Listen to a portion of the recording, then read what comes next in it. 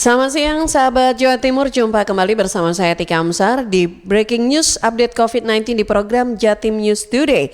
Hari ini sahabat juga disiarkan serentak di Asosiasi Lembaga Penyiaran Publik Lokal Jawa Timur, disiarkan di Suara Sidoarjo, Persada Kabupaten Blitar, Pradia Suara Tuban, Ralita Pamekasan, Mahardika Kota Blitar, Ersal Nganjuk, Suara Gresik, Suara Madiun, dan Malowopati Bojonegoro.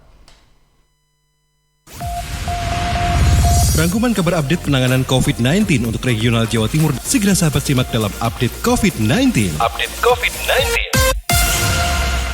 Baiklah sahabat Jawa Timur, untuk mengawali Breaking News Update COVID-19 di program Jatim News Today edisi hari ini di awal Agustus baru di tanggal 1 Agustus 2020 hari Sabtu kali ini kita awali dari Suara Sidoarjo bersama Karina Putri. Demi kenyamanan penumpang, Bandara Juanda tambah jam operasional. Karina, silakan. Iya, baik. Terima kasih, Tika. Pasca pemerintah mengumumkan fase new normal guna mengantisipasi pertumbuhan jumlah penumpang, Bandar Udara Internasional Juanda menambah jam operasional. Jam operasional bandara yang sebelumnya dimulai jam 6 pagi dan diakhiri pada jam 6 malam dengan tenggat waktu 12 jam operasional, kini dimulai dari pukul jam 5 pagi hingga jam 9 malam dengan 16 jam operasional. Heru Prasetyo, General Manager Bandar Udara Internasional Juanda mengatakan, tim dari Bandar Juanda juga telah mengevaluasi terlebih dahulu terkait penambahan jam operasional ini. Selama periode bulan Juli 2020, rata-rata penumpang per hari adalah sejumlah 10.000 dengan 125 penerbangan per hari. Sementara jumlah pergerakan penumpang dan pesawat harian tertinggi terjadi pada tanggal 29 Juli dengan jumlah penumpang mencapai 13.000 lebih dan 154 pergerakan pesawat. Sehingga tim dari Bandar Juanda merasa perlu untuk melakukan penambahan jam operasional guna mengantisipasi penumpukan dan lonjakan penumpang di fase new normal ini. Heru juga menambahkan, selain menambah jam operasional bandara, rencananya notice of airport capacity pun bertambah setelah dilakukan evaluasi bersama kantor otoritas bandar wilayah 3 dan Airnav Indonesia. Untuk fasilitas layanan penumpang, Bandar Udara Internasional Juanda menambahkan 5 gate dan ruang tunggu demi kenyamanan penumpang. Total keseluruhan terdapat 12 gate yang dapat digunakan untuk menampung calon penumpang, sehingga physical distancing tetap berjalan guna mencegah penyebaran COVID-19. Heru juga menyampaikan bahwa setiap 10 menit Bandar Udara Internasional Juanda melakukan announcement himbauan penerapan physical distancing. Petugas Aviation Security dan Terminal Inspector yang berjaga juga ikut mengawasi penerapan physical distancing di seluruh area terminal Bandara Juanda, sehingga tidak ada lagi yang berkerumun maupun berdekatan tanpa jarak 1,5 meter. Seluruh gerai komersial juga dihimbau untuk tetap melakukan penerapan physical distancing sesuai SOP. Saya Karina Putri melaporkan untuk Jatim News Today kembali ke studio. Ya, terima kasih Karina Putri dari Suara Sidoarjo, dan selanjutnya sahabat kita ke Pamekasan bersama Dea Maudi dari Ralita FM. Warga Pamekasan terkonfirmasi positif COVID-19 bertambah 7 orang. Dea, silakan. Baik, Katika. Warga Pamekasan yang terkonfirmasi positif terpapar COVID-19 bertambah sebanyak 7 orang, sehingga jumlah keseluruhannya menjadi 240 orang.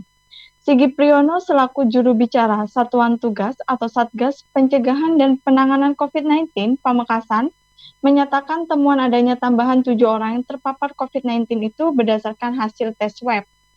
Dari hasil tes itu diketahui bahwa ada banyak 7 orang Pamekasan yang sebelumnya masih suspek kini menjadi positif. Ketujuh orang warga Pamekasan yang terkonfirmasi positif terpapar COVID-19 itu berasal dari 5 kecamatan. Masing-masing dari Kecamatan Pamekasan sebanyak 2 orang, Pademau 2 orang, lalu Kecamatan Larangan, Propo, dan Kecamatan Palengaan masing-masing 1 orang. Menurut Sigit, warga yang terkonfirmasi positif terpapar COVID-19 itu berusia antara 12 tahun hingga 55 tahun. Dengan adanya tambahan kasus positif COVID-19 ini, maka total jumlah warga Pamekasan yang terkonfirmasi positif terpapar COVID-19 hingga 31 Juli 2020 ini sebanyak 240 orang. Perinciannya sebanyak 47 orang masih menjalani perawatan, 166 orang telah sembuh dan sebanyak 27 orang sisanya meninggal dunia. Kasus suspek terdata sebanyak 777 orang dengan perincian sebanyak 70 orang masih dalam pengawasan, 667 orang sudah selesai pengawasan, dan 40 orang sisanya meninggal dunia. Dea Maudi, Realita FM melaporkan untuk Jatim News Today. Kembali ke Atika. Ya, terima kasih Dea dari Realita FM Pamekasan, dan sahabat selanjutnya kita ke Nganjuk bersama Agustin Merdekawati dari Ersal Nganjuk. Bupati perpanjang masa darurat. Agustin, silakan info selengkapnya.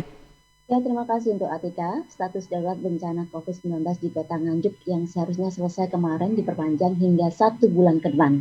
Hal tersebut disampaikan langsung oleh Bupati Nganjuk Novi Rahman Hidayat kemarin. Bupati Novi mengatakan, perpanjangan status darurat disesuaikan dengan kondisi kasus COVID-19 di Nganjuk karena kasus terkonfirmasi masih tinggi.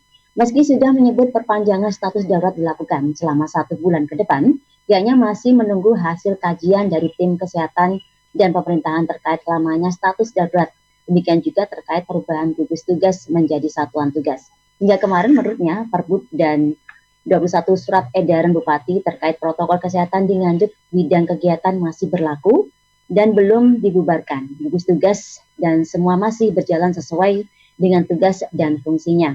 Menurut Bupati, jika aturan tersebut masih bisa diterapkan, tidak perlu ada perubahan, sebab kalaupun ada perubahan tujuannya untuk melayani kesehatan masyarakat dan membangkitkan sektor perekonomian, dan ditegaskannya perpanjangan masa darurat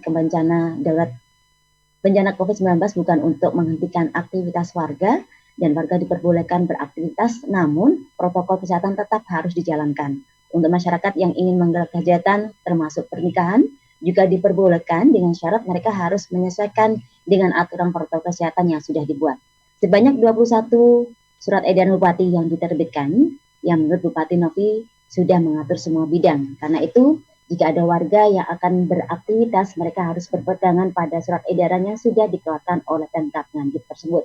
Bupati berharap selama masa transisi geliat ekonomi, warga bisa kembali bangkit dan mengajak masyarakat untuk menjalankan tatanan kehidupan baru dengan tetap menjalankan protokol kesehatan. Kembali ke Atika. Ya, terima kasih Agustin dari Ersal Nganjuk, sahabat. Dan kita akan update juga kabar dari Kabupaten Blitar bersama Risma Erina dari Persada FM. Bupati Blitar berharap pengadaan mesin PCR dan mobil keliling PCR segera datang. Risma, silakan selengkapnya. Ya baik, pemerintah Kabupaten Blitar tengah serius menangani laju perkembangan virus corona karena pada akhir Juli ini terdapat lonjakan pasien terkonfirmasi positif yang cukup signifikan sehingga dibutuhkan sarana dan prasarana kesehatan yang memadai. Dan menyikapi hal ini, Bupati Blitar Dr. Andes Haji Rianto berharap pengadaan mesin PCR dan juga mobil keliling PCR ini segera datang dalam waktu dekat agar penanganan penyebaran virus corona ini bisa maksimal. Menurutnya penyediaan alat kesehatan ini bersumber dari realokasi dan refocusing anggaran tahun 2020. Karena sesuai petunjuk, sementara waktu memang banyak anggaran yang dipangkas untuk menangani pandemi dan dampak COVID-19. Ia juga berharap alat kesehatan ini bisa datang tepat waktu dan jika terlambat maka akan percuma. Sebagai informasi, nantinya Kabupaten Blitar memiliki mesin 2 PCR atau alat pendeteksi infeksi virus corona dan 1 mobil PCR keliling. Rencananya 1 mesin dan mobil PCR ini dioperasikan di RSUD Ngudi Waluyo-Wlingi, sementara 1 mesin lagi di RSUD Srengat. Demikian, saya Risma Erina, LPPL Radio Persada FM Kabupaten Blitar melaporkan untuk Jatim News Today. Terima kasih dari Kabupaten Blitar bersama Risma Erina dari Persada FM, sahabat. Nah, selanjutnya kita ke Madiun bersama Kiki Desilia dari Suara Madiun. Pemkot Madiun juga akan bagikan daging kurban dalam bentuk nasi dan lauk. Selengkapnya bersama Kiki, silakan. Sahabat Jatim News Today, pelaksanaan ibadah Idul Adha sedikit berbeda di masa pandemi COVID-19 ini. Semisal pembagian daging kurban yang tidak akan dibagikan sekaligus, akan tetapi disimpan sebagian dan dibagikan kembali beberapa hari ke depan. Bukan dalam bentuk daging mentah, namun sudah diolah bersama dengan nasinya. Wali Kota Madiun Maiti mengatakan daging sapi atau kambing diserahkan kepada pihak yang berhak menerima. Sisanya disimpan, kemudian dimasak atau diolah bersama dengan nasi untuk dibagi-bagikan kembali. Wali Kota berencana membagikan 3.000 nasi dengan lauk daging kurban beberapa hari mendatang. Sebagian daging kurban tersebut akan diserahkan kepada Dewan Masjid Indonesia Kota Madiun untuk disimpan dan diolah selain daging yang sudah dibagikan secara langsung kepada masyarakat. Ditambahkan, daging kurban ini tidak hanya untuk pemenuhan gizi masyarakat, namun juga dalam rangka menghadapi COVID-19. Sahabat Jatim News Today, informasi sesuai dashboard.madiunkota.go.id, persebaran COVID-19 di Kota Madiun per tanggal 31 Juli 2020 terdata pasien suspek 6 orang, pasien konfirm sebanyak 27 orang, dan sembuh 18 orang. Saya Kiki Deslia, Radio Suara Madiun untuk Jatim News Today. Ya, terima kasih Kiki Desilia dari Suara Madiun, dan selanjutnya sahabat kita ke Iwan Siswoyo dari Malowopati Bojonegoro ya, Malowopati FM Bojonegoro. Idul Adha 1441 Hijriah, Pemkab Bojonegoro serahkan 3 hewan kurban. Iwan, silakan. Ya, sahabat, Pemkab Bojonegoro pada perayaan Idul Adha 1441 Hijriah ini menyerahkan 3 ekor sapi. Hewan kurban tersebut masing-masing diserahkan ke Takmir Masjid Nurul Hidayah Desa Bakung Kecamatan Kanor, Masjid Agung Darussalam Bojonegoro, dan Pondok Pesantren Nurul Falah Kecamatan Dandar. Secara simbolis, penyerahan hewan kurban dilakukan Bupati Bojonegoro Ana Muawana saat melaksanakan sholat Idul Adha bersama warga di Masjid Nurul Hidayah Desa Bakung Kecamatan Kanor. Dalam sambutannya, Bupati mengajak masyarakat bersyukur masih dapat melaksanakan sholat Idul Adha di tengah pandemi COVID-19 dalam keadaan sehat, serta dapat mengambil hikmah dari ketauladanan Nabi Ibrahim dan Ismail. Sebelumnya, Kemenak Bojonegoro mempersilahkan bagi masjid di Bojonegoro yang akan melaksanakan sholat Idul Adha tetap mengikuti protokol kesehatan. Sementara itu, sebaran COVID-19 di Bojonegoro tidak ada penambahan terkonfirmasi maupun sembuh. Saat ini masih ada 26 pasien yang dirawat. Hal itu berdasar update dari Satuan Tugas COVID-19 Kabupaten Bojonegoro. Demikian Iwan Siswoyo LPPL Malowopati FM Bojonegoro untuk Jatim News Today. Terima kasih Iwan. Selanjutnya sahabat kita ke Kota Blitar bersama Kirana Nisa dari Mahardika FM. BKD Kota Blitar izinkan ASN menjalani WFH jika dinyatakan reaktif rapid test. Kirana, silakan. Meski sudah memasuki era new normal COVID-19, Badan Kepegawaian Daerah BKD Kota Blitar tetap memberikan kemudahan bagi aparatur sipil negara ASN yang dinyatakan reaktif rapid test COVID-19. Mereka diizinkan menjalankan work from home atau WFH selama menjalani isolasi di rumah untuk mencegah penyebaran COVID-19 di lingkungan kerja. Suyoto, Kepala BKD Kota Blitar, dikonfirmasi di kantor DPRD Kota Blitar 30 Juli 2020 mengatakan, memasuki era new normal, pihaknya sudah mengeluarkan surat edaran SE ke masing-masing OPD. Dalam surat itu menegaskan pegawai yang dinyatakan reaktif maka diizinkan WFH, namun dengan catatan kepala OPD harus mengirimkan surat izin ke wali kota. Izin WFH ini sesuai dengan standar isolasi mandiri selama 14 hari. Suyoto menyebut izin WFH hanya berlaku untuk ASN yang reaktif, namun jika yang bersangkutan positif COVID-19 maka perlu dilakukan tracing terhadap rekan kerja yang pernah melakukan kontak erat. Bahkan tidak menutup kemungkinan akan diterapkan lockdown di lingkungan OPD. Kita belum sampai ke sana, kita melihat kondisi dulu. Kalau memang itu nanti oleh tim kesehatan harus di lockdown atau harus istilahnya WFH karantina, ya kita mengikuti saja. Sementara itu hingga saat ini BKD Kota Blitar telah menerima izin WFH dari 3 pegawai pemerintah kota yang dinyatakan reaktif. Pihaknya berharap agar seluruh pegawai lebih disiplin menerapkan protokol kesehatan COVID-19. Kirana Nisa, Mahardika FM. Ya, terima kasih Kirana Nisa dari Mahardika FM, sahabat, dan kita masih akan update ya bersama Afik Rahardian. Gugus tugas kesulitan melakukan tracing terhadap kontak erat tenaga medis asal Tanjung Sari yang meninggal dunia dengan status konfirmasi COVID-19. Afik, silakan. Gugus Tugas Percepatan Penanganan COVID-19 Kota Blitar langsung bergerak melakukan tracing dan swab terhadap orang-orang yang kontak erat dengan Dr. SP yang meninggal dunia lantaran positif corona. Namun tim gugus tugas menemui kendala dalam tracing karena data sejumlah nama pasien yang terdaftar saat berobat tidak ditemukan. Hakim Sisworo, Sekretaris Gugus Tugas Percepatan Penanganan COVID-19 Kota Blitar mengatakan tim melakukan tracing ke tempat praktik Dr. SP di Jalan Mawar, Kelurahan Sukoharjo, Kota Blitar. Selanjutnya tim mencari daftar nama-nama pasien yang sempat berobat berobat dalam kurun waktu 14 hingga 27 Juli 2020. Namun sayang yang ditemukan hanya rekap jumlah saja. Selanjutnya gugus tugas menyebarkan pengumuman melalui media sosial hingga pesan chat berantai dengan menggunakan aplikasi WhatsApp. Karena tidak bisa melacak pasien yang pernah berobat dan kontak erat dengan Dr. SP, gugus tugas sementara hanya melacak keluarga dekat dokter. Ditemukan 9 orang kerabat dekat termasuk anggota keluarga yang kemudian di swab test. Hal ini dikonfirmasi oleh Muhammad Mukhlis, juru bicara gugus tugas percepatan penanganan COVID-19 Jumat 31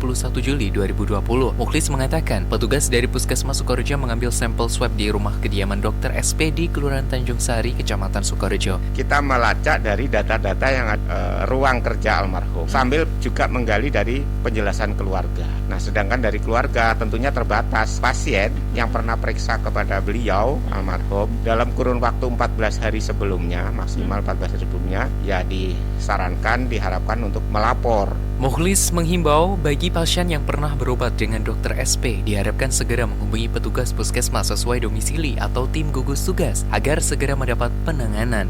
Afik Rahardian, Mahardika FM. Ya, terima kasih Afik Rahardian dari Mahardika FM. Untuk informasi yang disampaikan adalah info terakhir yang bisa kita updatekan untuk edisi hari ini. Anda bisa ikuti kembali sahabat Jawa Timur untuk breaking news update COVID-19 di program Jatim News Today setiap Senin sampai Sabtu jam 11:05 waktu Indonesia Barat yang juga disiarkan serentak di Asosiasi Lembaga Penyiaran Publik Lokal Jawa Timur, disiarkan di Suara Sidoarjo, Persada Kabupaten Blitar, Pradia Suara Tuban, Ralita Pamekasan, Mahardika Kota Blitar, Ersal Nganjuk, Suara Gresik, Suara Madiun dan Malowopati Bojonegoro. Saya Tika Amsar dari Suara Sidoarjo. Selamat siang. Perkembangan penanganan COVID-19 untuk wilayah regional Jawa Timur sudah sahabat simak dalam update COVID-19. Update COVID-19 bisa sahabat simak Senin sampai Sabtu jam 11 siang. Persembahan dari Asosiasi Lembaga Penyiaran Publik Lokal Jawa Timur.